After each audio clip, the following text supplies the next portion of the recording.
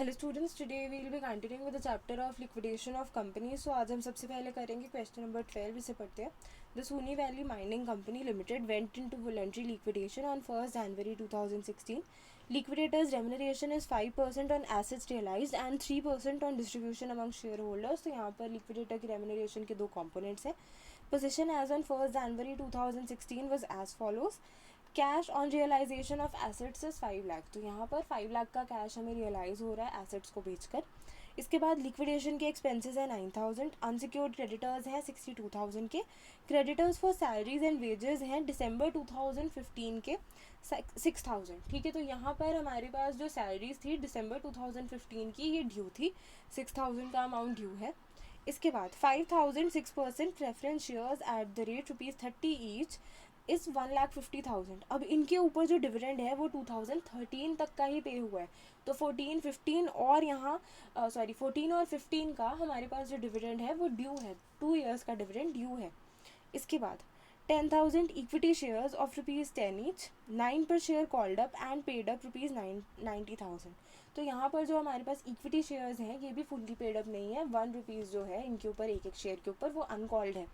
इसके बाद under the articles the preference share holders have the right to receive 25% of the surplus remaining after repaying the equity share capital. तो यहाँ पर हमारा जो articles of association है वो ये कहते हैं कि जो हमारे प्रेफरेंस शेयर होल्डर्स हैं वो क्या है, पार्टिसिपेटिंग है, वो यहाँ पर क्या आ जाते हैं. यहाँ पर जो हमारा इक्विटी शेयर कैपिटल को अगर पे ऑफ करने के बाद, रीपे करने के बाद हमारे पास कुछ सरप्लस अगर बच जाए तो उसमें से हम 25% प्रेफरेंस वालों को पे कर देंगे.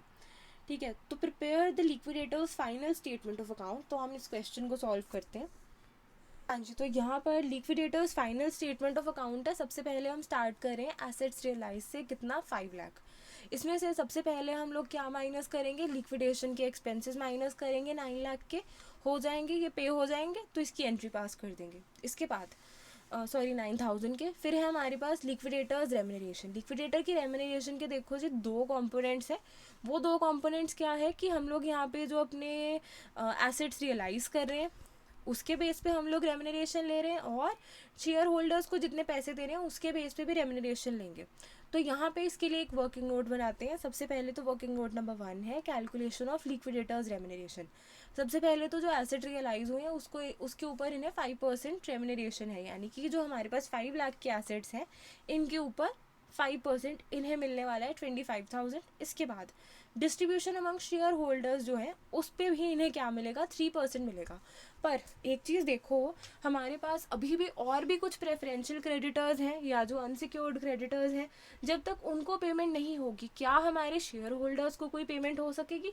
नहीं हो सकेगी. तो सबसे पहले तो ये जो इनका वर्किंग नोट है इसको हॉल्ट पे डालो. लिक्विडेटर की जो रेम्यूनरेशन है यहाँ पर भी कोई एंट्री मत पास करो. अभी हम लोग आगे चलते हैं.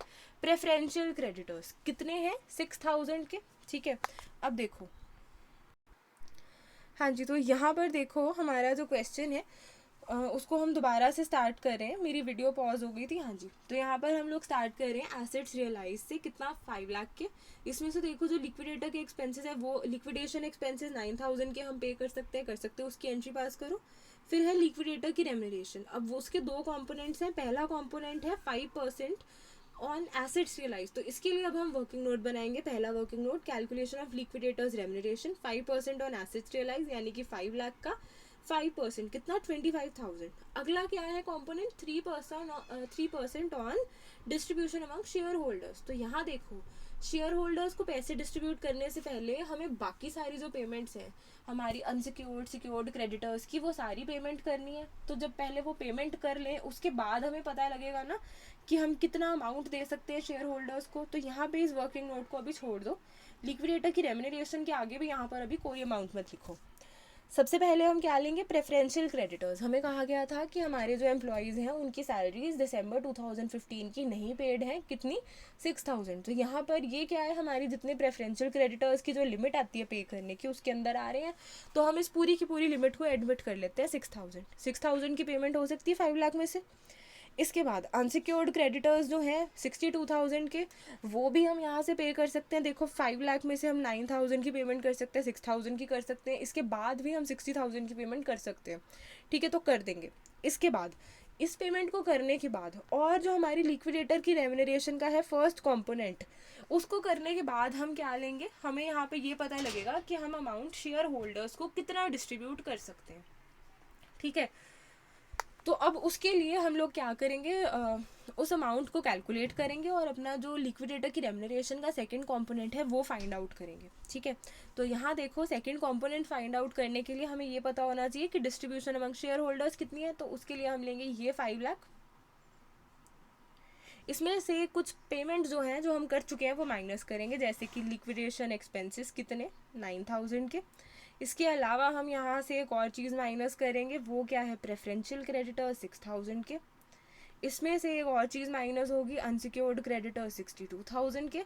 और एक और चीज़ वो क्या है, 25,000 क्या है हमारी यहाँ पर लिक्विडेटर की रेम्यूनरेशन का फर्स्ट कंपोनेंट है, इसे भी माइनस कर देंगे। तो हमारे पास क्या आ गया, 3,98,000।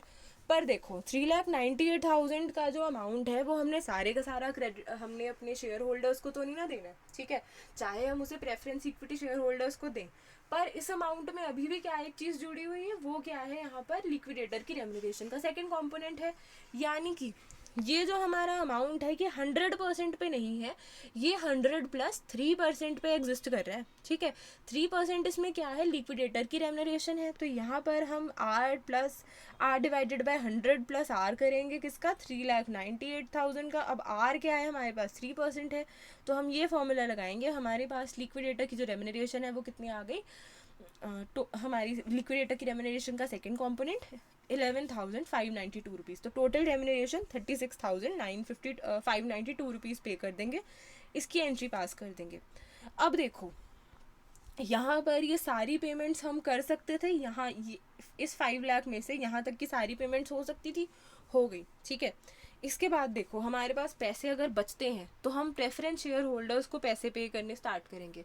बच रहे हैं तो अब हम सबसे पहले क्या करेंगे, यहाँ पर हमारे जो एरियर्स हैं डिविडेंड के 2 ईयर्स के, वो पे करना स्टार्ट करेंगे। ठीक है, 2013 तक हमारे डिविडेंड पे हुए थे, बाकी 2 साल के डिविडेंड्स तो अनपेड ही थे। ठीक है, तो उन एरियर्स को पे करेंगे। उसके लिए सबसे पहले तो ये देखो डिविडेंड है कितना।